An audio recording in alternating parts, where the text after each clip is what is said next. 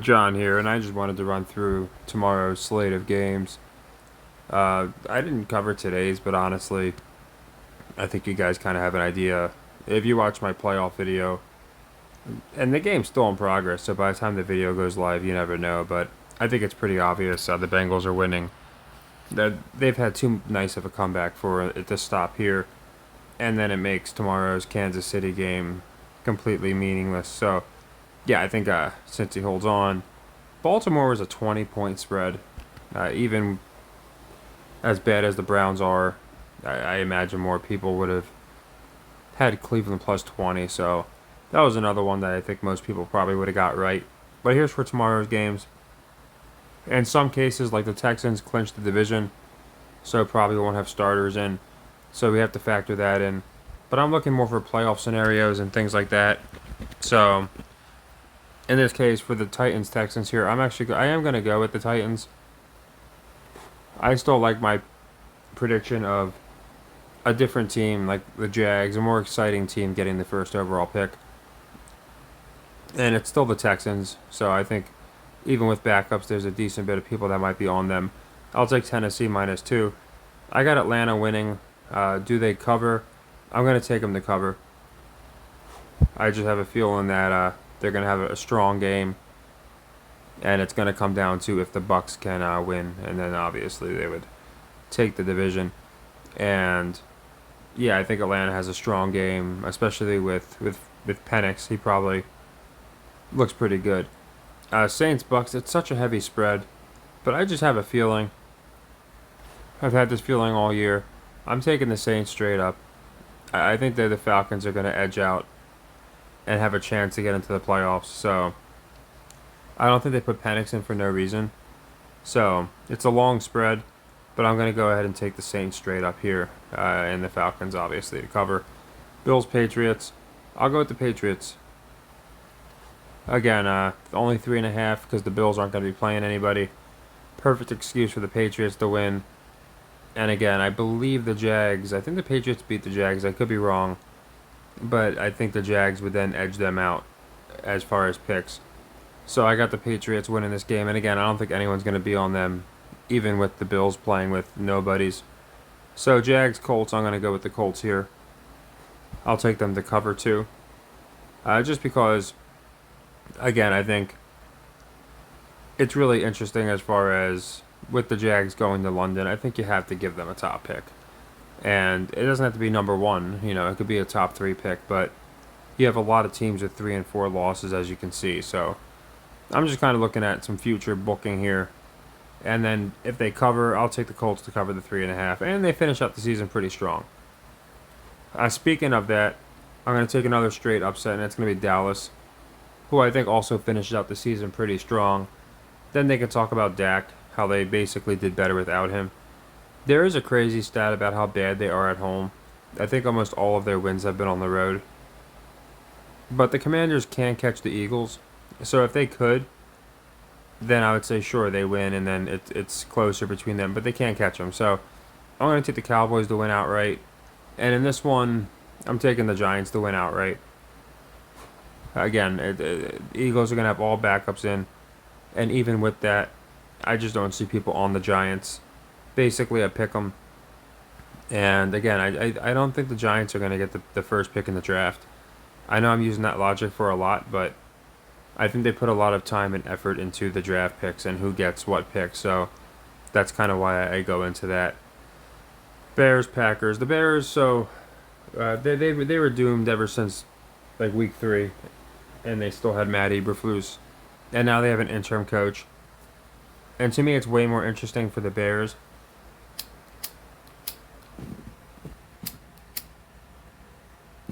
If you have them lose out the season, which would be like, I don't know, 10 straight losses or something crazy like that.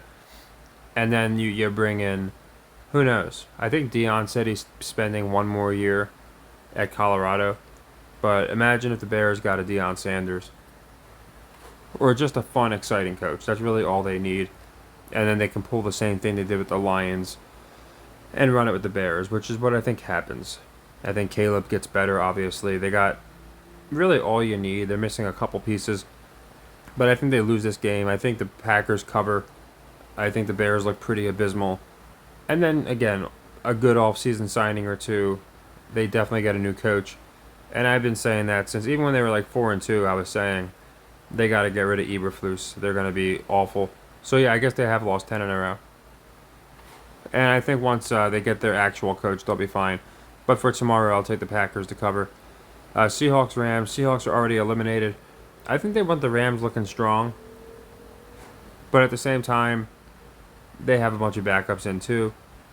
7 points is a little heavy. But again, the Rams have a lot of backups in. I'm going to take the Seahawks to cover. I think it's going to be a very passive game for the Rams. I think we're going to see a lot of games like that this week where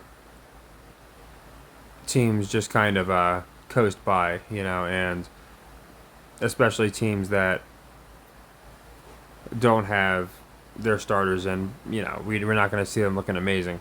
In some cases, I think that's going to be different, but in this case, I think it's going to be. I'll take the Seahawks to cover the 7. Dolphins, Jets. I got the Jets winning, finish 5-12. Again, just because I think it would be interesting as far as if they can, if they win, then of course, I guess giving the Jets a good pick would be kind of smart. But I think the bigger story with the Jets is Rodgers and a bunch of other things. So I'm going to go ahead and take the Jets to win, which would again give the Jags a better pick.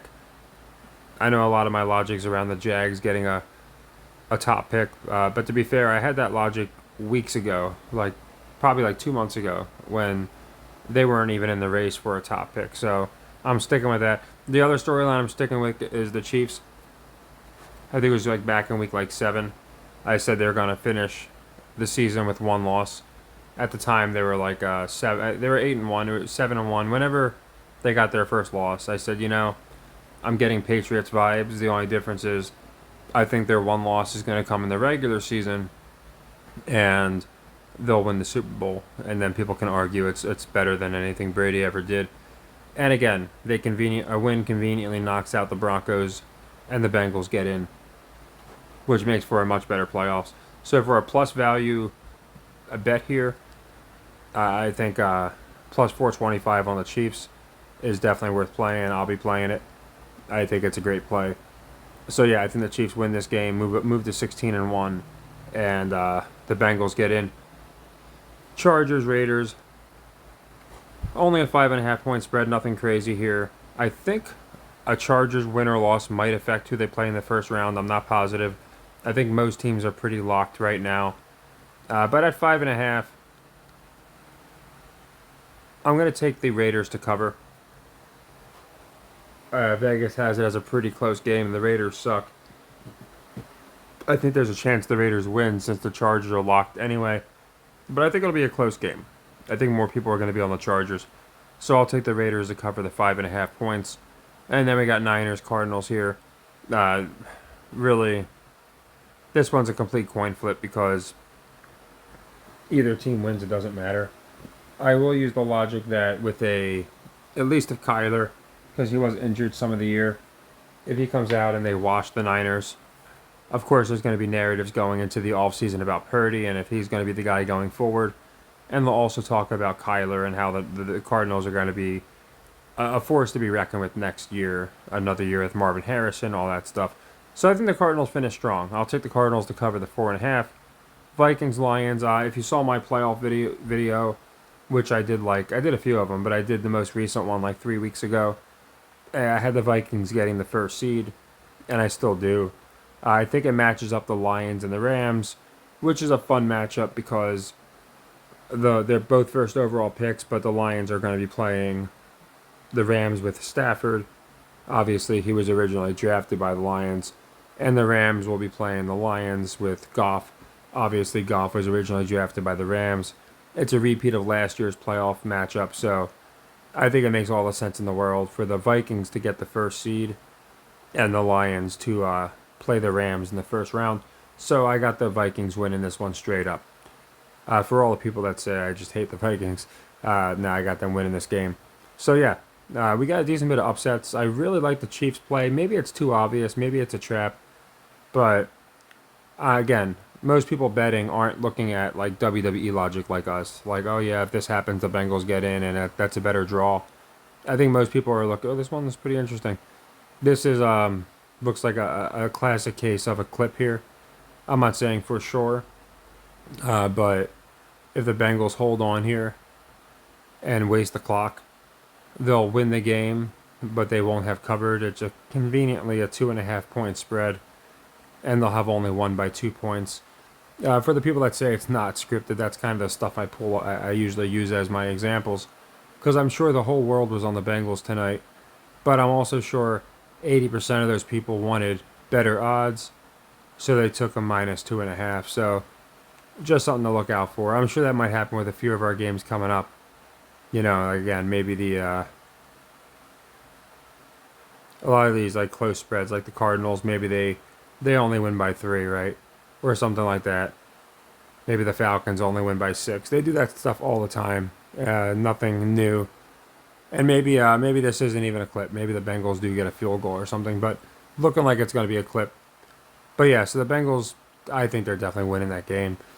And then again, it just opens up the Chiefs. I think that story of, again, Ken Mahomes go, it would be 19-1, wouldn't it? Because there's one more game now, and win the Super Bowl. You got to keep that alive. I'm surprised Vegas is giving these kind of odds. But again, maybe I'm just overthinking it. But yeah, so of all the plays, just because of the value, loving the Chiefs for a straight up win. And I think the playoff brackets are going to line up pretty accurately with what I had. Yeah, so we're going to get a punt here. And who knows, maybe the Steelers do it. I don't think so, though. But yeah, I think the playoff bracket's going to line up pretty closely with what I had picked a couple weeks ago. I'll put that link in the comments, just for people if they want to see who I had.